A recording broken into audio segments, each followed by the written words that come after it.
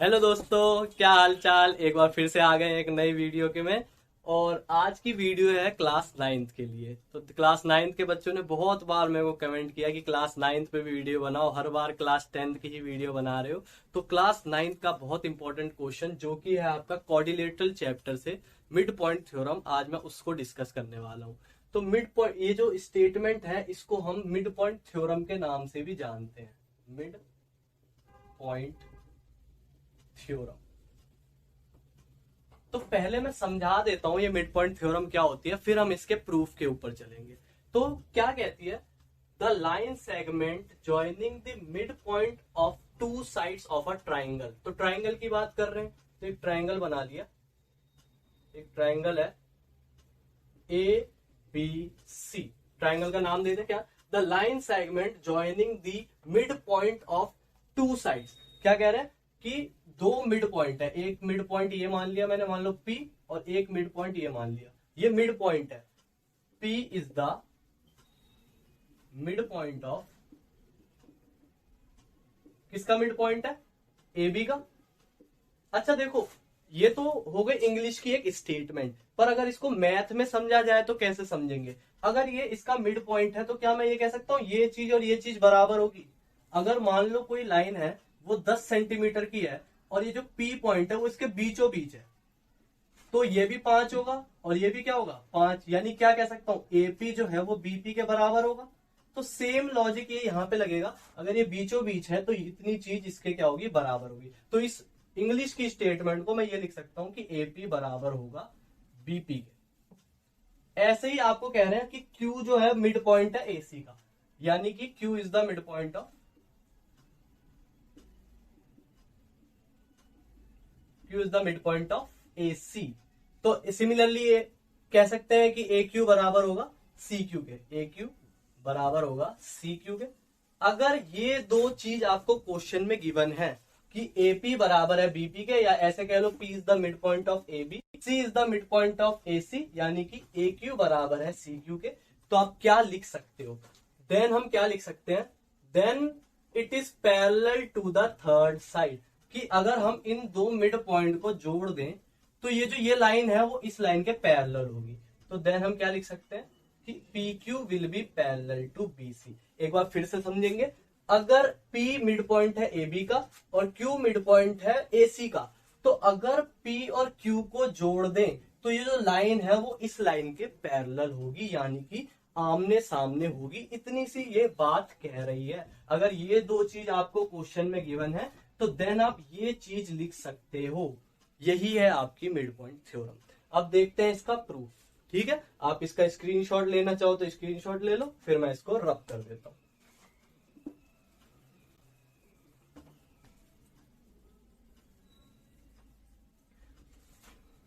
देखिए,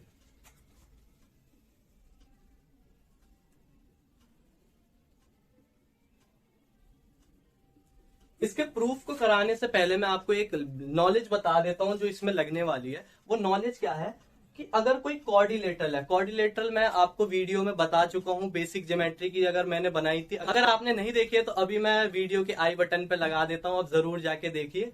तो मैंने क्या बोला था उस वीडियो में कि अगर ए बी सी डी एक कॉर्डिलेटरल है, ए बी सी डी क्या है, एक कॉर्डिलेटरल है, एबीसीडी एक कॉर्डिलेटरल है, और हमने प्रूफ कर दिया, क्या प्रूफ कर दिया कि ए बी जो है वो पैरेलल है सी डी के, और ए बी जो है वो बराबर भी है सी डी के। मतलब, या फिर ये प्रूफ कर दिया बी सी जो है वो पैरेलल है एडी के, या बी सी जो है वो बराबर है एडी के। तो हम लिख सकते हैं कि ए बी सी डी जो होगा वो एक पैरेललोग्राम होगा। क्या बोला, अगर मैंने प्रूफ कर दिया कि ये वाली साइड इस साइड के पैरेलल है, यानी कि आमने सामने, और ये वाली साइड इस साइड के बराबर भी है। सिमिलरली अगर ये वाली साइड इस साइड के पैरेलल है और ये वाली साइड इस साइड के बराबर भी है, तो हम लिख सकते हैं कि ये ए बी सी डी जो है वो एक पैरेललोग्राम है। और पैरेललोग्राम की क्या खासियत होती है, अगर मैंने ये प्रूफ कर दिया ना कि ये एक पैरेललोग्राम है, तो ये सब बातें मैं लिख सकता हूं। ठीक है, तो इसी का लॉजिक हम यहाँ पे लगाएंगे, क्योंकि ये क्वाड्रिलेटरल चैप्टर का पार्ट है, तो अपने को यहाँ पे एक क्वाड्रिलेटरल को कंप्लीट करना पड़ेगा। वो हम कैसे करेंगे देखते हैं। देखिए हम क्या करेंगे, हम इतनी बात तो गिवन है आपको कि P मिड पॉइंट है AB का, Q मिड पॉइंट है AC का, इतना तो गिवन है। P is the mid point of AB, मतलब AP बराबर है BP के, और ऐसे Q is the mid point of AC, मतलब AQ बराबर है CQ के। इतनी चीज गिवन है, ये चीज आपको गिवन है। आपको प्रूफ क्या करना है, आपको प्रूफ करके दिखाना है, आपको प्रूफ करके दिखाना है कि अगर मैं इसको जोड़ दूं इस लाइन को, तो ये लाइन इसके पैरेलल होनी चाहिए। ये आपको प्रूफ करके दिखाना है। AQ बराबर है CQ के, तो हमको प्रूफ करना है, तो हमको प्रूफ करना है कि PQ जो है वो पैरेलल है BC से। ये चीज आपको प्रूफ करके दिखानी। अब ये चीज हम कैसे प्रूफ करेंगे, हम प्रूफ करेंगे, क्या प्रूफ करने वाले हैं, देखिए हम इसके पैरेलल एक लाइन ड्रॉ करेंगे, इसके पैरेलल AB के पैरेलल एक लाइन ड्रॉ करेंगे। किसके पैरेलल, AB के पैरेलल।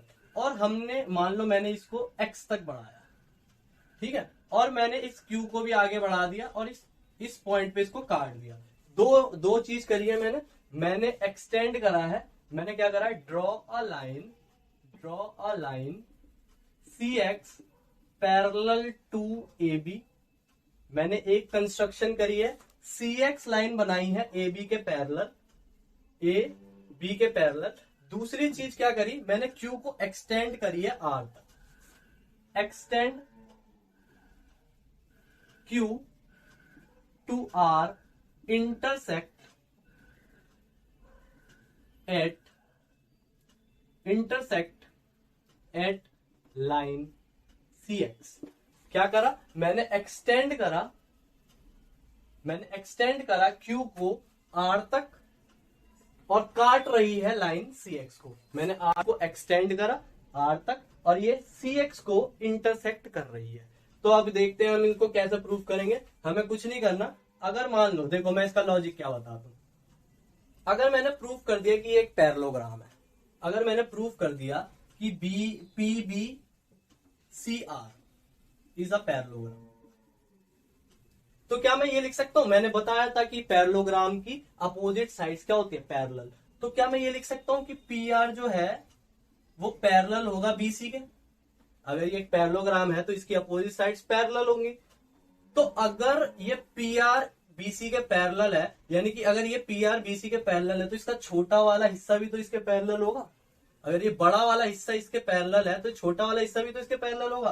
तो मतलब मैं लिख सकता हूं कि PQ जो होगा वो भी BC के पैरेलल होगा, और यही हमारा प्रूफ हो जाएगा। तो इनडायरेक्टली मेरे को क्या प्रूफ करना है कि ये एक पैरेललोग्राम है, ये प्रूफ करना है। तो प्रूफ हम इसको कैसे करेंगे, देखिए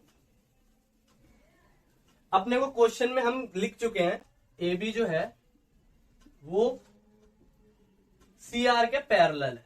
AB जो है वो CR के पैरेलल है। अगर मैंने ये प्रूफ कर दिया ना, अच्छा सुनो, अगर AB CR के पैरेलल है, अगर AB CR के पैरेलल है तो BP भी CR के पैरेलल होगा।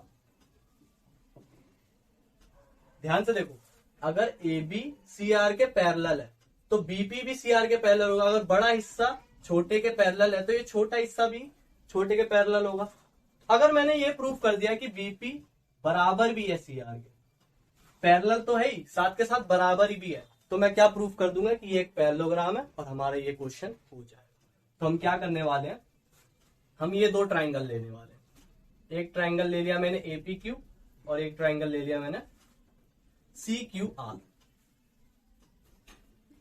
और इन दोनों को हम कॉन्ग्रेंट प्रूफ करने। आपको कॉन्ग्रेंट प्रूफ करना आना चाहिए, ठीक है। अब एंड का सेशन चल रहा है, आपको अगर ये नहीं आता तो बहुत गलत बात है।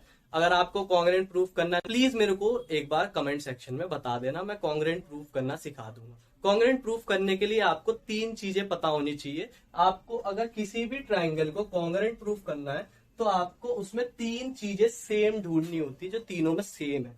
यानी कि फॉर एग्जाम्पल आप देख रहे हैं ये दो लाइन आपस में कट रही है, तो ये वाला एंगल इसके बराबर होगा, वर्टिकली अपोजिट एंगल। यानी कि मैं कह सकता हूं एंगल AQP बराबर होगा एंगल CQR के। दूसरी बात, क्या AQ बराबर होगा CQ के? ध्यान से देखो, AQ बराबर है CQ के, ये क्वेश्चन में गिवन ही है। AQ बराबर है सी क्यू के, गिवन ये चीज क्या है, वर्टिकली अपोजिट एंगल। अच्छा, आपको ये भी पता होना चाहिए ऑल्टरनेट इंटीरियर एंगल किसे कहते हैं। जब भी दो लाइन आपस में पैरेलल होती है और अगर एक लाइन उसको काट रही है तो ये वाला एंगल इस एंगल के बराबर होता है। अगर आपको कभी ना दिखाई पड़े तो आप हमेशा Z देखता बना देख ले करो कि अगर आपको Z दिख रहा है बना हुआ तो ये वाला एंगल इस एंगल के बराबर होगा। सिंपल सी बात है। तो आप अगर ध्यान से देखो, ये देखो Z बन रहा है ऐसे ऐसे ऐसे, तो ये वाला एंगल इस एंगल के क्या होगा, बराबर होगा। यानी कौन सा वाला एंगल, PAQ बराबर होगा एंगल QCR के। ठीक है, ऑल्टरनेट इंटीरियर एंगल। तो देखो हमने तीन चीज बता दी, तो हम कह सकते हैं कि ट्राइंगल APQ कॉन्ग्रेंट है ट्राइंगल CQR के बाय। अच्छा देखो हमने किस किस एंगल की बात करी, एंगल साइड एंगल से। तो हमने ये प्रूफ कर दिया, तो हम क्या लिख सकते हैं कि ये जो AP है वो किसके बराबर होगा, CR के बराबर होगा। AP जो है वो बराबर होगा CR के बाय CPCT की फुल फॉर्म पता है? अगर आपको पता है तो एक बार कमेंट सेक्शन में जरूर बताना क्या होती है। ठीक है, चलो इतना आप एक बार लिख लो, फिर मैं आपको आगे बताता हूं। एक काम करो, यहां पे बता दे, यहां पे देख लो हमने क्या प्रूफ कर दिया। देखो ध्यान से, AP जो है वो CR के बराबर है, AP जो है वो CR के बराबर है, पर क्वेश्चन में तो गिवन है AP जो है वो BP के बराबर है। तो क्या मैं AP को हटा के BP लिख सकता हूं? हाँ, यानी कि BP बराबर है CR। अब ध्यान से देखो, आपने प्रूफ कर दिया है कि आपने प्रूफ कर दिया है कि BP जो है वो CR के बराबर भी है और BP जो है वो CR के पैरेलल भी है। ये देखो, तो आपने क्या प्रूफ कर दिया, इस कोऑर्डिनेटर में ये दोनों आपस में बराबर भी है और ये दोनों आपस में पैरेलल भी हैं। तो आप क्या कह सकते हो कि PBCR इज अ पैरेललोग्राम, कि PB क्या कह सकते हो, PBCR इज अ पैरेललोग्राम। और यही PBCR इज अ पैरेललोग्राम। और ये कहते ही आप ये कह सकते हो कि जरूर PR जो है वो बराबर होगा PC के। ये कहते ही आप कह सकते हो कि PR जो है वो पैरेलल होगा BC के। अगर PR BC के पैरेलल है तो PQ भी क्या होगा, BC के पैरेलल होगा। तो यही चीज आपको प्रूफ करनी थी। तो इस क्वेश्चन के लिए आपका बेसिक बहुत स्ट्रांग होना चाहिए, तभी ये क्वेश्चन आपको समझ। तो चलिए फिर आज की वीडियो यहीं तक रखते हैं, तो मिलते हैं नेक्स्ट वीडियो में। आई होप ये वीडियो आपको अच्छी लगी होगी। Thank you for watch. अगर आपको जोन से टॉपिक पे वीडियो चाहिए हो, आप मेरे को कमेंट सेक्शन में बताइए। क्लास 11, 12, 9, 10 की मैं जरूर उस टॉपिक पे वीडियो बनाऊंगा। ठीक है, thank you for watching this video.